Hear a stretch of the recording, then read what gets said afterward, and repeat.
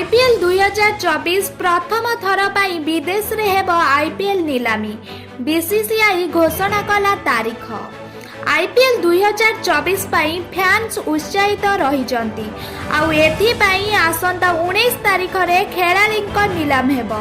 तेबे नीलामी केबे एवं केउठी हेब ताहा घोषणा होईची। आईपीएल नीलामी रे 10टी टीम भाग नेब।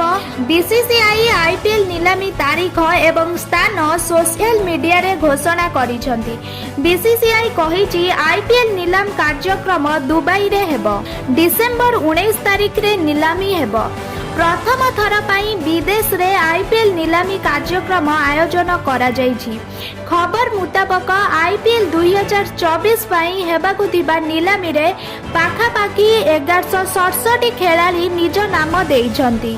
नीलाम पाई 830 भारतीय खेलाड़ी एवं 336 विदेश खेलाड़ी रहिछंती। एमानंक मध्यरु 212 खेलाड़ी अंतरराष्ट्रीय मैच खेली सारिछंती। 45 खेलाड़ी एसोसिएट देश सहित रहिछंती। तेबे आईपीएल टीम स्थिति देखि 70 खेलाड़ी को चयन करा जिवो बोली सूचना रहिछि। एमानंक मध्यरे 30 जन रहिबे।